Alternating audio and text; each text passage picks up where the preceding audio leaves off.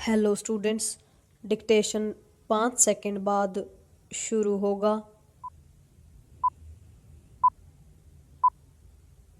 Start.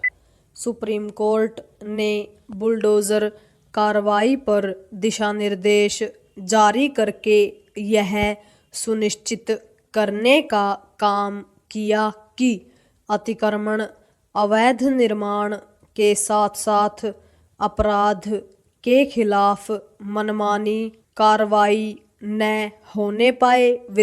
ऐसा किया जाना आवश्यक था क्योंकि बुलडोज़र कार्रवाई अपराध में लिप्त तत्वों के खिलाफ भी होती थी और इस आधार पर होती थी कि उन्होंने अपना मकान, दुकान या अन्य कोई इमारत अवैध रूप से बना रखी है। शासन प्रशासन को ऐसी कार्रवाई करने में इसलिए आसानी होती थी क्योंकि प्राय लोग अपने भवनों का निर्माण स्वीकृत मानचित्र या तय मानकों के हिसाब से नहीं कराते। बुलडोज़र कार्रवाई को इसलिए जनता का समर्थन मिलता था क्योंकि उसकी यह आकांक्षा रहती है कि अपराधी तत्वों को यथाशीघ्र दंड मिले। इसी कारण बुलडोज़र कार्रवाई की सराहना होती थी, लेकिन इसकी अनदेखी नहीं की जा सकती कि इस तरह की कार्रवाई में संदिग्ध अपराधी अभियुक्त का घर, दुकान ध्वस्त होने से उसके स्वजन भी सजा पाते थे। इसीलिए सुप्रीम कोर्ट ने यह कहा कि किसी आरोपित की सजा उसके परिवार वालों को नहीं दी जा सकती। सुप्रीम कोर्ट ने बुलडोज़र कार्रवाई को लेकर जो दिशा निर्देश जारी किए उनके आधार पर इस नतीजे पर भी नहीं पहुंचा जाना चाहिए कि अवैध निर्माण और अतिक्रमण करने वालों के खिलाफ बुलडोज़र कार्रवाई का रास्ता बंद होने जा रहा है।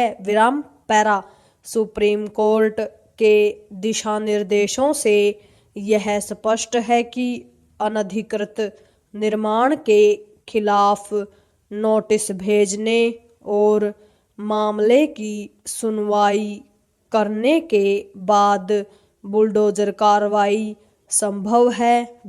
इसी के चलते सुप्रीम कोर्ट के फैसले की व्याख्या इस रूप में भी की जा रही है कि इससे माफिया तत्वों और पेशेवर अपराधियों पर नियंत्रण करना आसान हो जाएगा। देखना है कि ऐसा होता है या नहीं।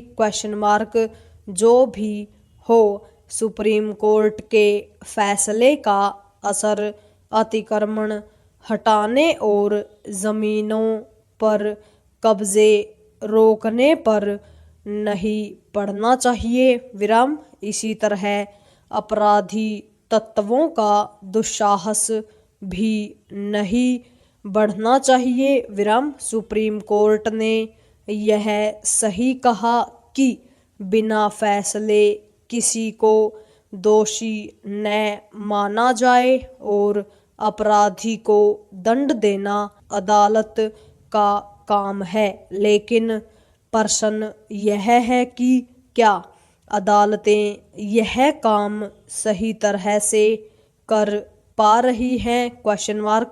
अच्छा होता कि सुप्रीम कोर्ट पर इस प्रश्न पर भी गौर करता, क्योंकि यह किसी से छिपा नहीं कि अपराधी और माफिया तत्वों को उनके किए की सजा मुश्किल से ही मिलती है विराम, मिलती भी है तो बहुत विलंब से विराम। बाहुबली, धनबली किस्म के या फिर राजनीतिक असर वाले अपराधी तत्वों के मामलों में यही अधिक देखने को मिलता है कि वे अपने खिलाफ चल रहे मुकदमों को लंबा खींचने में सफल हो जाते हैं विराम। यह भी किसी से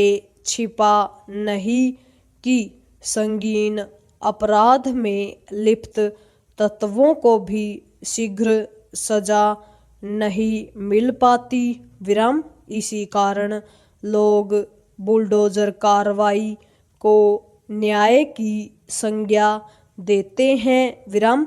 अच्छा होता कि सुप्रीम कोर्ट यह देख पाता कि बुलडोजर कार्रवाई न्याय में देरी की उपज है। पूर्ण विराम।